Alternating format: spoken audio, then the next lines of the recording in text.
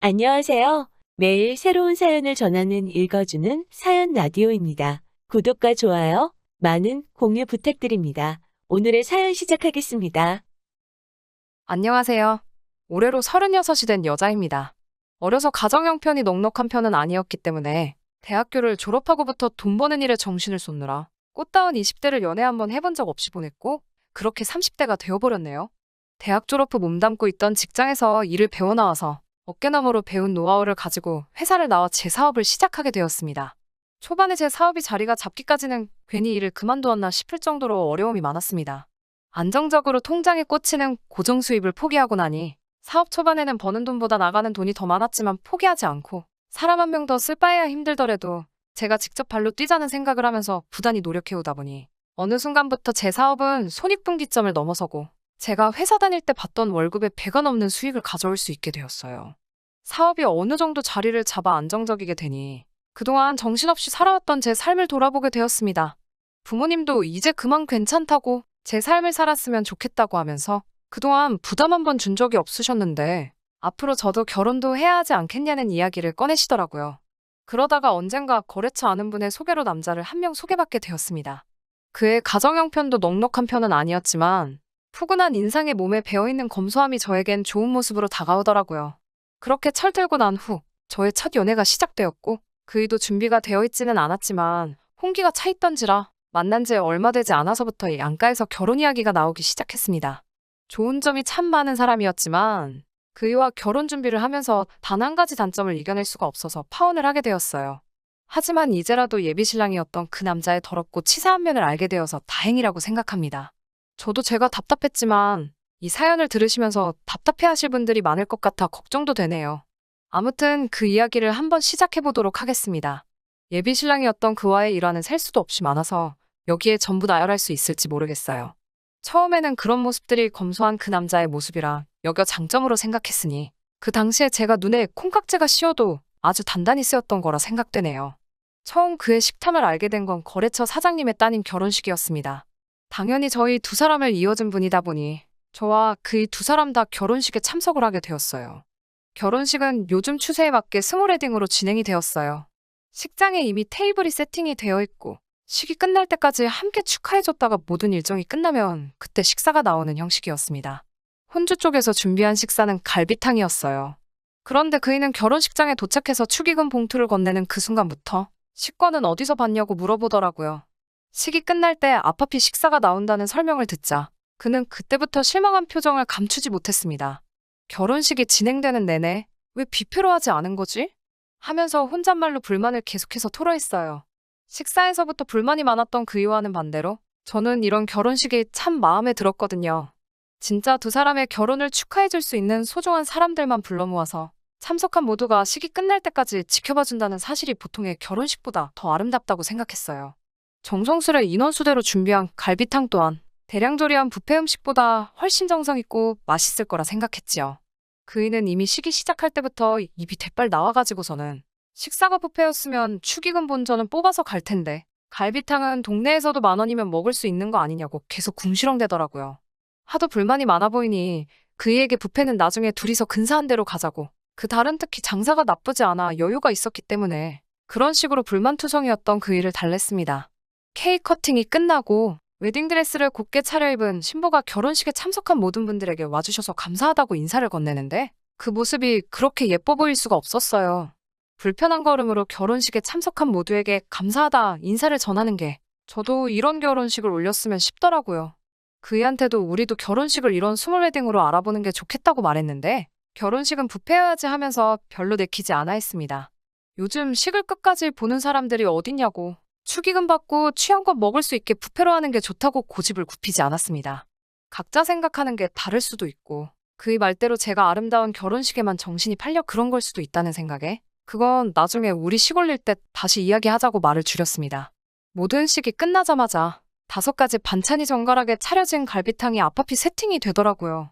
그이는 이게 뷔페였으면 갈비찜만 먹어도 갈비탕에 들은 갈비보다 몇 대는 더 먹었을 거라고 하면서도 음식이 나오니 탕에다가 밥까지 말아서 엄청 잘 먹더라고요. 그이는 벌써 탕에 들은 갈비를 끝내고 국물에 말아버린 밥과 몇 가지 밑반찬만 집어먹으면서 제 갈비탕을 계속 뚫어져라 쳐다보고 있었어요. 저도 식사를 거의 끝마친 상황이기는 했는데 저한테는 양이 많은 편이라서 이미 배가 부르기도 했고 갈비에 붙어있는 살을 뜯어먹기엔 조금 주변 사람들 눈치도 있고 해서 살코기만 발라먹었거든요. 그런데 그이가 그 갈비 다 먹은 거면 자기를 달라고 하길래 가져가라고 했죠. 사용하지도 않고 젓가락도 사용하지 않은 채 제 그릇으로 손을 옮겨 제가 먹다 남은 갈비를 가져가는데 그래도 그때는 음식을 잘 먹는 그 모습까지 보기 있어 보이고 좋아 보였어요. 아, 얼마나 제가 사람 보는 눈이 없었는지 그때는 그게 예비신랑이었던 그이의 더러운 식탐이라는 생각은 꿈에도 한 적이 없습니다. 오히려 그때 그걸 눈치챘더라면 더러운 걸 보지 않고 저도 다른 인연을 찾아봤을 텐데 말이죠. 그 뒤로도 그이와는 연애를 계속해오면서 저희도 어느덧 결혼식 날짜가 잡히게 되었어요. 제가 모은 돈과 부모님이 돈을 보태주신 게 2억 정도 되었고 예비 시댁과 그이가 준비한 돈이 1억 5천 정도 되었어요. 그 돈으로 서울 외곽에 있는 오래된 아파트를 구하게 되었습니다. 오래된 아파트지만 서울에서 신혼살림을 차릴 수 있다는 사실에 감사했죠. 손재주가 좋은 그이가 업체를 쓰는 대신에 리모델링과 인테리어를 하기로 하고 필요한 혼수들까지 남편이 채우는 조건으로 반반 결혼을 하게 되었습니다. 처음 며칠간은 그이 혼자서 아파트에 들어가 퇴근 후에 작업을 시작했는데 혼자서는 못하는 부분이 많아서 결국에는 저까지 나서서 리모델링을 도와주게 되었어요. 그래서 그 아파트에서 남편 퇴근 시간에 맞춰 공사를 시작하게 되었고 나중에는 간이 침대 2개를 가져다 놓고 혼전동거 형식으로 살게 되었습니다. 가끔씩은 업체한테 맡길 거라는 후회가 들기도 했지만 그래도 제가 살 집을 직접 손본다는 게 재밌어서 딱히 불만은 갖지 않았어요. 둘이서 함께 하나씩 고쳐나가는 게 재밌는 부분도 있어서 그런 점도 추억거리가 하나 생긴 것만 같아 썩 나쁘지만은 않더라고요. 하지만 그의 더러운 식탐 때문에 결국 이 사단이 나고 말았습니다. 바닥 타일을 끝내고 벽지까지 전부 다 끝낸 날이었어요. 3일이나 걸렸고 조금씩 벽이 우는 부분도 있었지만 다 끝내고 나니 오래된 아파트라는 느낌이 들지 않을 정도로 쾌적해 보였습니다. 그래도 나름 의미 있는 날이다 보니 저녁을 배달 음식을 시켜 먹기로 정하게 되었고 메뉴는 치킨으로 정했어요. 얼마 안 있어서 음식이 도착했고 인터폰이 울렸어요. 현관문을 열어주려는데 인터폰이 손에 익지 않아서 그런지 오래된 아파트라 고장이 난 건지 문이 잘 열리지가 않더라고요. 그이가 자기가 가서 가져오면 되겠다고 하고 밖으로 나갔어요. 그런데 음식 받으러 간 그이가 5분이 넘도록 돌아오질 않는 거예요. 전화기도 두고 나가서 무슨 일인지도 모르겠고 혹시 결제하려고 가져간 카드가 문제가 있는 건가 싶어서 현금을 들고 밖으로 나갔어요. 엘리베이터를 기다리는데 계단 쪽에서 인기척이 들리길래 고개를 내밀어서 봤는데 그이가 계단 구석에서 상자를 열어놓고 닭다리를 한 손에 들고 뜯어먹고 있는 거 아니겠어요. 그때는 그가 계단을 올라오면서 닭다리를 뜯고 있는 게 기분이 나빴다기보다 그때는 고생을 얼마나 했으면 배가 고파 저럴까 싶었죠. 식탁이 따로 없었어서 거실 한가운데다가 신문지를 깔고 치킨을 세팅했어요. 콜라를 마시려고 컵을 가지러 간 사이에 그이는 그 자리에서 하나 남은 닭다리를 꺼내더니 제게 먹어보겠냐는 말도 없이 뜯어먹기 시작하더라고요. 그때만큼은 기분이 상하더라고요. 저도 가족들하고 치킨 먹을 적에 부모님이나 동생들한테 맛있는 거를 늘상 양보해왔기도 하고 개인적으로 퍽퍽살을 더 좋아하기 때문에 달라고 하면 안 줄 것도 아니었는데 딴 사람도 아니고 아내 될 사람인 제가 먹는 게 그렇게 아까웠나 싶었어요. 조금 빈정이 상하긴 했지만 거기서 한번 또 참고 치킨무 껍데기를 까서 국물을 싱크대에 버리고 있었어요. 그이가 그런 저를 보더니 야! 야! 하고 소리를 지르면서 이게 뭐 하는 짓이냐며 제 쪽으로 뛰어오더니 저를 확 밀치더라고요. 손에는 방금까지 뜯어먹던 닭다리를 쥔 채로요. 그이가 저를 밀치면서 팔꿈치를 싱크대에 부딪혀서 아파하고 있는데 그런 저는 안중에도 없고 저한테 치킨무 국물을 왜 버리냐고 고래고래 소리를 지르기 시작하더라고요. 완전 미식가의 빙의에서는 치킨무 국물이 느끼할 때 얼마나 개운하고 맛있는 줄 아냐면서 한 소리를 하고 있길래 그때 감정이 북받쳐 올라서 그걸 가지고 뭐라 한마디를 했죠. 치킨무 국물 버린 거 가지고 너무하는 거 아니냐고 닭다리를 혼자서 다 처먹은 것 하며 어차피 나는 퍽퍽살이 더 좋아서 닭다리는 관심도 없는데 고작 치킨무 국물 버린 거 가지고 치사하게 그랬어야만 했냐고요. 그이는 머쓱해졌는지 그제서야 저한테 사과를 했고 저도 놀라서 그런 거지 부딪힌 곳이 그렇게 아프지 않아서 그냥 참고 넘어갔죠. 그런데 그이는 제가 용서해줬다는 사실보다 제가 퍽퍽살 위주로 먹는다는 말이 더 기분이 좋았었나 봐요. 날개를 자기 접시에 덜더니 날개도 자기가 먹어도 되겠냐고 그제서야 물어보더군요.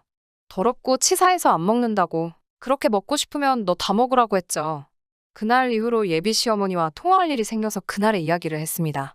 예비 시모는 옛날에는 안 그랬고 저처럼 형제들한테 먹을 거 양보해주고 그런 아이였다고 예비 신랑을 옹호해주더라고요. 형제들한테는 양보해주고 저한테는 왜 양보를 안 해주냐 되물었더니 그때 못 먹은 게 한이 돼서 그러는 것 같다고 저보고 이해 좀 해달라고 하더라고요. 형제들한테 양보했다는 말에 그게 무슨 기분인지 저도 정확하게 알고 있었기 때문에 그 이야기는 더 꺼내지 않고 그냥 넘어가기로 했습니다. 하지만 정말 진심으로 참을 수 없는 사건이 그날이 지나고 일주일이 채 지나지 않아서 일어나고 말았습니다.